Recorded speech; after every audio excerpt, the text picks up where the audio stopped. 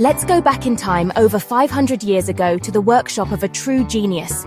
Not just an artist, but a scientist, an engineer, an inventor. I'm talking about Leonardo da Vinci. Around the year 1513, long before we had modern medical tools, Leonardo was doing something remarkable. He was carefully dissecting human and animal hearts to understand how they worked. Imagine that. He wanted to see the engine of life up close. As he looked inside the heart's lower chambers, the ventricles, he saw something strange and beautiful. It wasn't smooth like a polished stone. Instead, it was covered in a complex, tangled web of tiny muscle strands.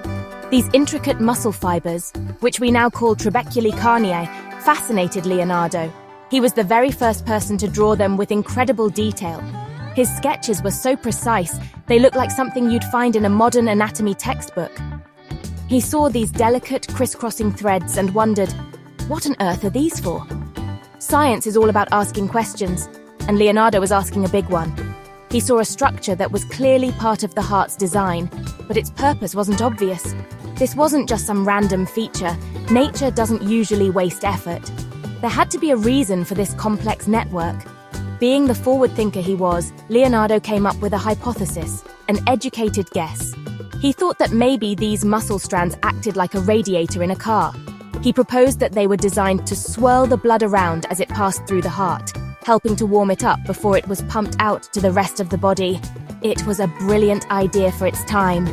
It was logical based on what he could observe. He didn't have the tools to test it further, but he put the idea out there. His notebooks, filled with these amazing drawings and thoughts, became a scientific time capsule. Unfortunately, Leonardo's groundbreaking anatomical studies weren't published during his lifetime. They were hidden away for centuries, only to be rediscovered much later. Because of this, the mystery of the trabeculae didn't get the attention it deserved. For the next 500 years, scientists knew these structures existed. They could see them plain as day, but their true function remained a puzzle. Leonardo had asked the question, but the answer was waiting for a future he could have only dreamed of. A future filled with technology that could see inside a living, beating heart. After Leonardo's time, the world of medicine marched forward. In 1628, William Harvey famously described how blood circulates through the body, a huge leap in our understanding. Yet, even as our knowledge of the heart grew, the trabeculae remained a scientific footnote. For centuries, the leading theory was that they were simply leftovers from our development as embryos. The thinking went like this. As the heart forms in the womb, it starts as a spongy, mesh-like organ. As it matures, the outer wall becomes compact and solid, but the inner lining stays webbed. So many thought the trabeculae were just evolutionary remnants like our appendix. There, but not really doing much in adults. This idea seemed plausible for a long time. After all, the main job of the heart is to pump blood, and that work is done by the thick, muscular outer wall, the myocardium. It seemed logical to assume that these tiny inner strands didn't contribute much to the powerful squeeze needed to push blood to every corner of our bodies. Scientists focused on the big players, the four chambers, the powerful valves, and the major arteries. The delicate, lace-like trabeculae were often overlooked, considered just a curious bit of internal decoration. The puzzle Leonardo had uncovered was sitting in plain sight, but we lacked the tools and the perspective to solve it. Think about it. To really understand the trabeculae, you'd need to see them in action inside a living person, not just a dissected heart on a table. You'd need to measure how blood flows over them and figure out if their shape makes any difference. For hundreds of years, that was simply impossible. Scientists could study their structure, but not their function in a dynamic living system. The mystery persisted because the technology needed to investigate it hadn't been invented yet. The question hung in the air. Were these strands just useless leftovers, or were they playing a secret vital role that we couldn't yet see? This long period of not knowing is a fantastic example of how science works. Sometimes a mystery has to wait for the right tools to come along. It's like trying to understand how a computer chip works using only a magnifying glass. You can see the patterns, but you can't understand the flow of electricity or the logic behind it. For the trabeculae, the magnifying glass was traditional anatomy. A much more powerful set of tools was needed to finally reveal the elegant and essential purpose that had eluded us since Leonardo first put his pen to paper. The stage was set for a modern scientific breakthrough. Fast forward to our time, the 21st century. Suddenly, scientists have a whole new toolkit that would have blown Leonardo's mind. Instead of just scalpels and sketches, we have incredibly powerful technologies. The game changer was the magnetic resonance imaging machine, or MRI. For the first time, we could take stunningly detailed three-dimensional pictures of a living, beating heart without ever making a single cut. Researchers, like a team led by Declan O'Regan at Imperial College London, started using MRIs to look at the hearts of thousands of people. They weren't just looking at the outside, they were peering deep inside at the trabeculae. With all these images, scientists faced a new challenge: how to analyze them all. Looking at thousands of heart scans one by one would take forever. So, they turned to another amazing tool: artificial intelligence.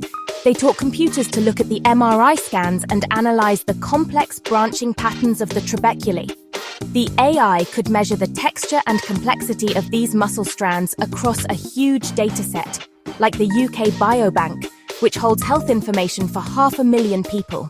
This combination of advanced imaging and AI gave scientists a massive amount of data to work with, far more than anyone could have gathered before. Here's where it gets really cool. As scientists looked at the patterns, they realized the trabeculae weren't just a random mess. Their structure followed the rules of fractals. A fractal is a complex, never-ending pattern that repeats itself at different scales. Think of a snowflake, a lightning bolt, or the branches of a tree. The trabeculae have this same kind of beautiful, organized complexity. By applying fractal analysis to the heart models, researchers could finally quantify this roughness. They discovered that this fractal pattern creates a larger surface area inside the ventricle, which turned out to be incredibly important for how blood flows. But the final piece of the puzzle came from another modern marvel: genetics. By comparing the heart scan data with the genetic information of the 18,096 participants in a 2025 study, scientists could find the specific genes that control how the trabeculae grow and form their fractal patterns. Researcher Hannah Meyer pointed out that this breakthrough was only possible by combining genetics, clinical research, and bioengineering. They identified 16 genetic regions that influence the shape of these muscle fibers. The mystery wasn't just about anatomy anymore, it was connected to our very DNA. The code was finally being cracked.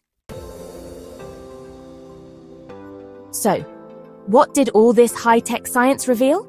It turns out Leonardo's idea about warming the blood was wrong, but he was right that the trabeculae had a purpose. The fractal pattern is not a useless remnant. It's a brilliant piece of biological engineering. The rough, spongy surface helps the heart pump more efficiently.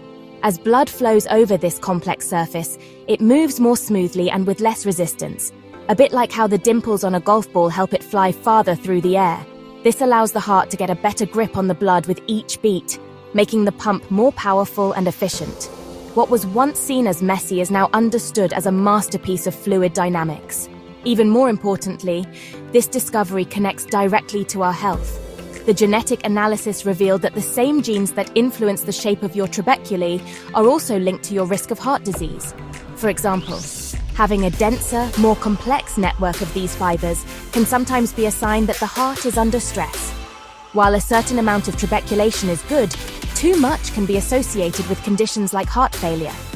As investigator Catherine McGurk noted, these structures can serve as important markers for doctors, helping to assess a person's risk and monitor how their heart is responding to disease or stress, such as during pregnancy. This incredible journey of discovery, from a dusty notebook in Renaissance Italy to a powerful supercomputer in 2025, shows us how science is a marathon, not a sprint. Leonardo da Vinci started the race by asking a brilliant question based on his careful observations. He couldn't answer it, but his curiosity sparked a 500-year-old mystery. His work reminds us that looking closely at the world and asking why is the first step toward any great discovery. The fact that his drawings were so accurate that we can still use them to understand what he saw is a testament to his genius. Today, thanks to the amazing fusion of MRI, AI, fractal analysis, and genetics, we finally have the answer. We now know that these tiny muscle strands are essential for a healthy heart, and their shape can give us clues about our risk for heart disease. This knowledge opens the door to better diagnosis and potentially new treatments in the future. The mystery of Leonardo's heart is solved, and in solving it, we've learned not only about the intricate workings of our own bodies, but also about the enduring power of human curiosity across the centuries. Consider that,